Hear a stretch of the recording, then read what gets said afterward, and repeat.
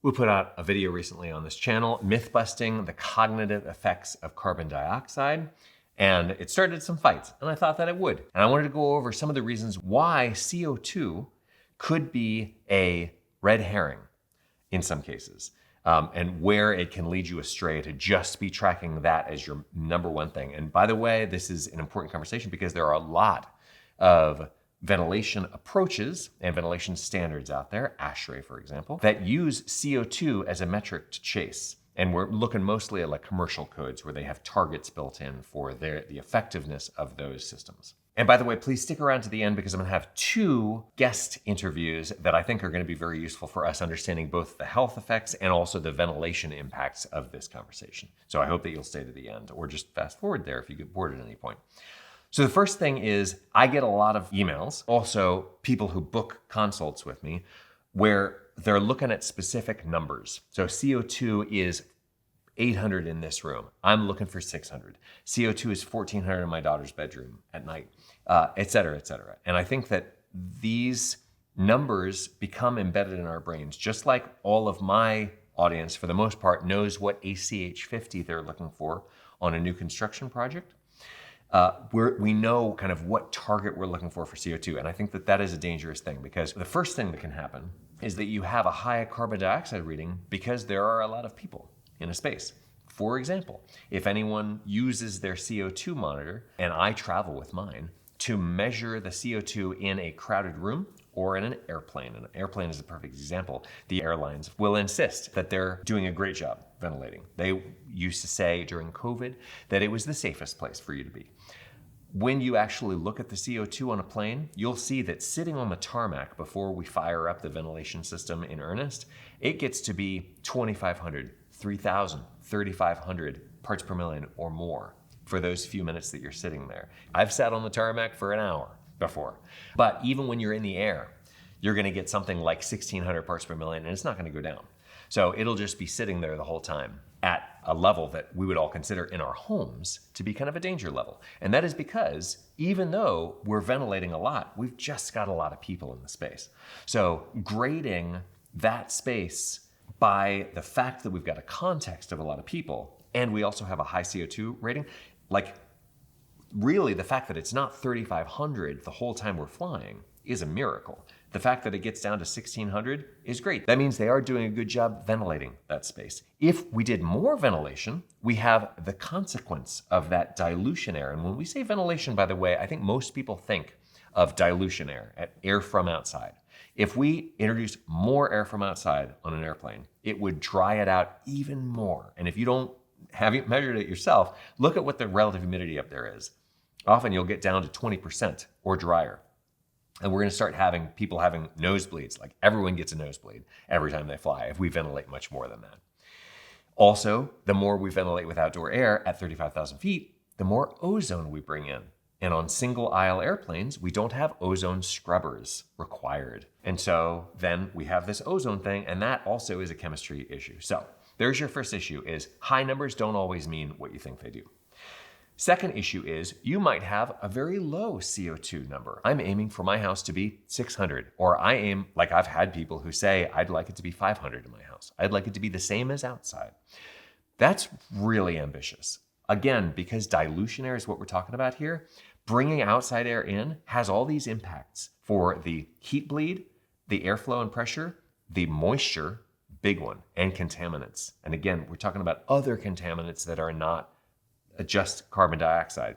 We up the ventilation air, we're gonna bring in more NOx from outside. We're gonna bring in more ozone, we're gonna bring in more smog, we're gonna bring in more particulates. Depending on where you live, that can be a detriment. So when you have low CO2 numbers, it could be that there is just no source of CO2 in that room.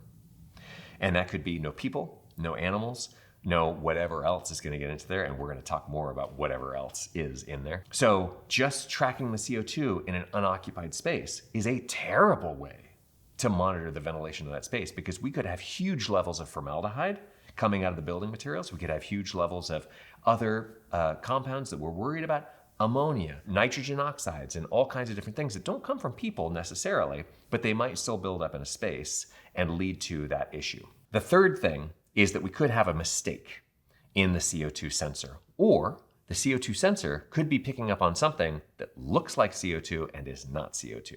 And this has a lot to do with the sensor type that you're using. I just had a client today who has a sensor that does like, I don't know, there were like 16 things that they were measuring. And it was a very extensive list. I was very impressed. And I said, how much was this sensor that you have? He said it was about $120. Anything that's like $100 or $200 even is like, you should only really be able to do one thing really well. If it's doing 16 things for $200, I'm sorry, but that's just probably what's happening is you're going to get readings that are based on humidity. You're going to have like spike, for example, in CO2 readings when the humidity spikes also because of the way the sensor works and the sensor housing and all that stuff.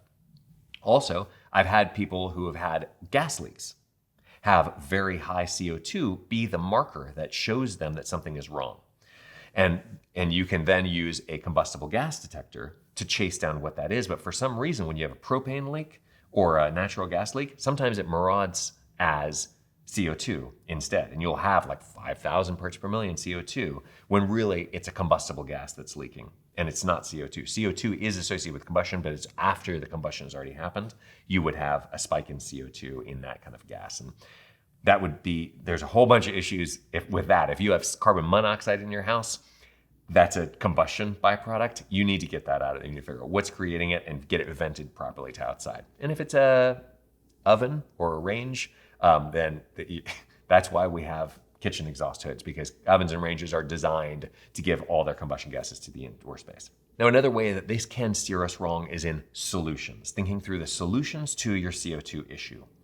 You could think, oh, I have high CO2 in my bedroom at night. My solution is, and if you've watched enough Matt Reisinger videos and enough of my videos, you might think mistakenly that I need an ERV or I need more ventilation from outside.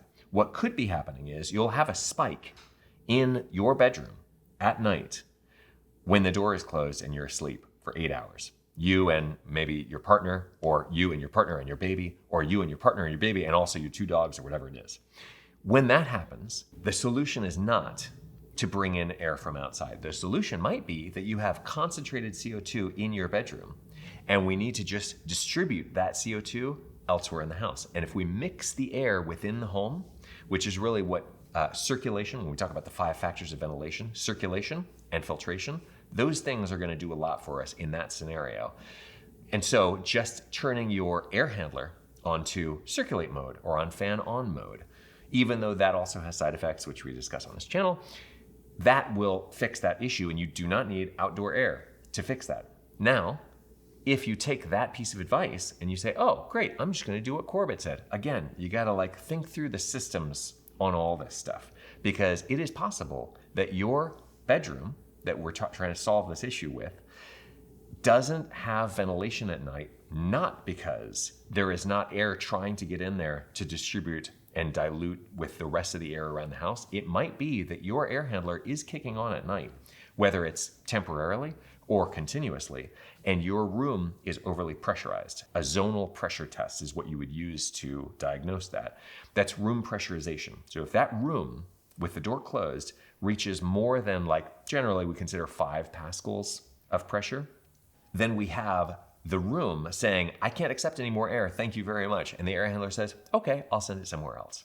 So in that scenario, if we kept the door closed and you ran your fan in continuous mode, it wouldn't solve your CO2 sensor. Then you would add the ERV because you're like, well, I gotta do this now. I tried the thing that Corbett said. And ERV is not gonna help you either. We would be diluting the air in the rest of the house, which can get this air. The solution at that point is really to open your door for 5 nights in a row and monitor the CO2 in your bedroom with that fan running with the door open and see if that solves the problem. And then if you close the door with the fan still running continuously and it spikes, that's a room pressurization issue and you just solved that. Now, there's way faster ways to do all of this, which is why we go into instruments and testing techniques on this channel. But over time, you can run a lot of the same diagnostics just through your experience of the home. Everybody, meet Ken Davis, who is an HVAC expert installer in the Dallas area and also one of my mastermind students. You emailed me which is the reason that I wanted to have you in this video. And you said, I'm always shocked to hear people believe CO2 is dangerous and useful for anything other than a marker of ventilation. I think this comes from a lack of understanding people have about physiology and specifically oxyhemoglobin dissociation and the vital role CO2 plays in it, as well as the acid-base balance. That's a mouthful. Got to have Ken on this video. Yeah, I keep kind of hearing on these channels people talking about CO2, and I think CO2 is an important thing to track. Let me start off by saying that. But it would be helpful just to kind of understand like how oxygen and CO2 moves in and out of a body. If you think about like an oxygen molecule kind of floating around here in the atmosphere, right? And you take this big deep breath in and the air flows into your lungs, you have to have some mechanisms in order to get that oxygen molecule down to that big toe that has that cell that needs that oxygen, right? And so you take this in, and the first process is the oxygen starts to diffuse across your alveoli into the plasma, that's your blood, right? And that plasma is an easy way to kind of move oxygen from the atmosphere into your bloodstream, but it's not designed to transport a large amount of oxygen. It actually can't transport a large amount of oxygen. So you're given something called hemoglobin, right? And hemoglobin, think of it as like a little bus to carry oxygen molecules around. And in order for that to attach, you have to have certain chemistry going on in your blood. Okay. And that's where the first kind of step where CO2 starts to come in. You actually have to have CO2 levels to be really low there to increase that affinity for oxygen to hemoglobin. That's actually the term for that's called oxyhemoglobin dissociation.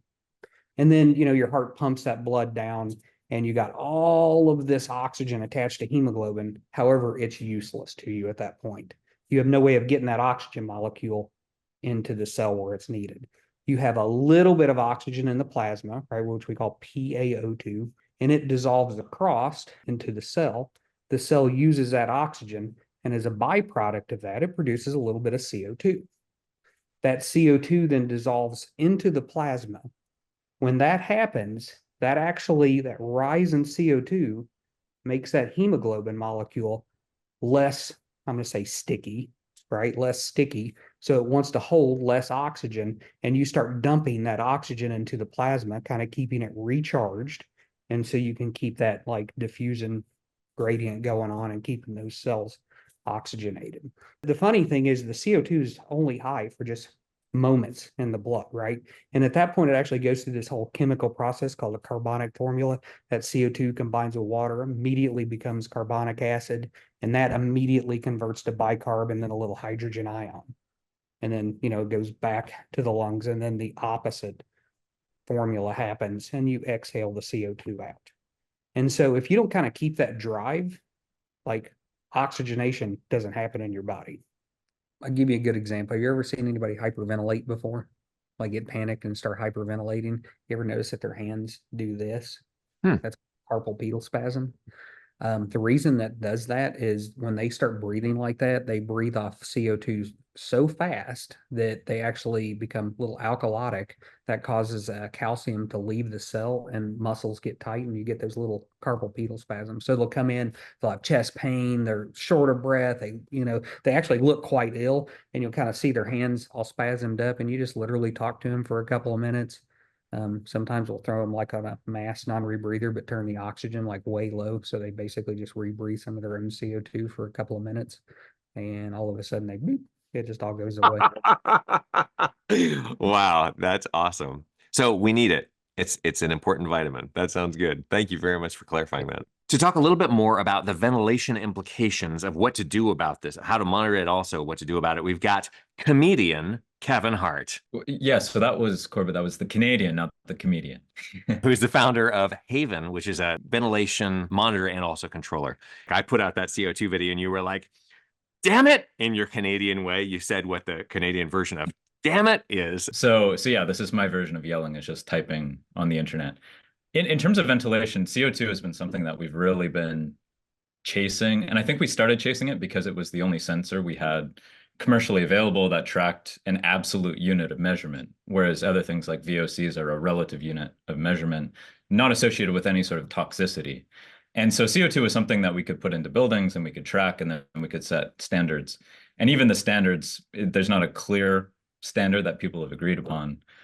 when it comes to CO2. But some of the issues that people think CO2 is sort of a panacea. Like if we get CO2 really good, if we're at like 450 or 500 parts per million, then oh, we're good. Like indoor air quality is good, and that's definitely not the case. And we've seen many counterexamples of CO2 levels being low, not being the panacea to chase. And some of the issues with only measuring CO2 is that CO2 is a good way to track human occupancy. So as we breathe out, we release carbon dioxide that builds up. The more humans we have in a smaller space that's got a tighter building envelope, the more CO2 is going to build up. The better our ventilation, the more we're going to get rid of and exhaust that CO2 and exchange it with fresh air, which doesn't have that CO2. So it is a good indicator that your ventilation system's working when there's humans. When there's not humans in the space, it's not a very good indicator because there's other pollutants of concern. There's other pollutants that can off gas. All the materials in our home can off gas and release chemicals like formaldehyde and benzene and toluene and others that are really harmful to human health. Maybe you're away at work all day and you come home. And so when you get home, the CO2 levels are pretty close to zero in terms of, whatever the baseline is, 450 ppm. Well, that doesn't mean that all day there hasn't been chemicals building up that need to be flushed out. And yet, if all you're looking at is CO2 and all you're using to drive ventilation is CO2, you're missing the buildup of chemicals that you want to flush out of that home. You don't want to be breathing. You don't want your family breathing. And so then that takes us down another path, which is I'm more concerned about breathing chemicals than CO2. And that's been a controversial statement for many years because people had associated CO2 with some sort of human health impact. And then when they go down that path of research, and they find that the human health impact, short-term acute or long-term chronic human health impact of CO2 is not proven, then they switch to a narrative of cognition. Well, high CO2 is going to reduce cognition. And therefore, if I'm working or if it's a school, then that cognition is important. So I want to be below a certain amount. Okay. Some of that science, if you go and chase that, a lot of it derives from the CogFX study, the first study of which was done in 2015, and it was a collaboration between Harvard and Syracuse University, but it was initiated and funded by the United Technology Corporation, UTC, which owned Carrier at the time, later divested. But I mean, they were at the time pushing for proving the reason buildings would want to ventilate, and they obviously sold ventilation equipment, and that is in no way meant to be conspiracy theory, but you would then say, okay, well, other researchers surely have repeated, those studies are repeatable, and it turns out to be very complicated to try to repeat those studies because measuring cognition, measuring human performance and strategic thinking skills and all the different parameters that they looked at, very hard to do. And I think what was interesting, Jeffrey Siegel brought up that there's potentially a correlation there that isn't a causation, right? So I'm not just breathing out carbon dioxide, I'm breathing out some VOCs. Those are going to go up in proportion if we're not tracking formaldehyde and speciating specific chemicals. And if we're not looking at VOCs at all, who knows if those are actually the things impacting cognition and not the CO2, because they're going to be correlated. I think also, people have correlated CO2 to the transfer of COVID during the COVID pandemic, but also to other, flu, sickness, the transfer of any sort of viruses in the air. And that's relevant as well. I mean, CO2 is a good metric to say, what is my probability that there's going to be some sort of transfer? Somebody is sick inside of a confined space with other humans, but that's also not a perfect measurement because if you have a lot of HEPA filtration and other types of filtration in the space, you got a lot of air changes per hour. There are typically particles, very fine particulate matter, that are essentially those viruses are using those particles as a carrier mechanism or droplets in the air and some impact of humidity here on how long those droplets can stay floating in the air before they dry out and then become airborne and or drop to the ground via gravity. But essentially, could we capture those particulates that are carrying the virus and or the droplets? Could we capture them through HEPA filtration? And if so, we've eliminated the chance of that virus being transmitted. And so for that reason, I think carbon dioxide is not a pure metric of that probability, even though during the COVID pandemic, it was really touted as being sort of the be all end all panacea metric of whether or not a space was safe to be in. That's not. If I've installed a bunch of HEPA filters and I have a good air exchange rate, and you can compound into that a good ventilation rate, a good filtration rate. Like there are things you can do that wouldn't lower CO2, but that would lower that issue that you're trying to mitigate. CO2 is a marker. It's an important indicator. I just ordered a second Aranet 4 CO2 monitor for my arsenal because I just want to be able to carry it around. I measure CO2, don't get me wrong, and it is an important marker, but do not let it be the only thing you are measuring. Don't get sucked into that trap because that is where you start to go wrong for all these reasons. So please do post below if you have other comments about experience with this kind of a thing. Please always try to be civil and scientific in our conversations. Like and subscribe. Tune in next time.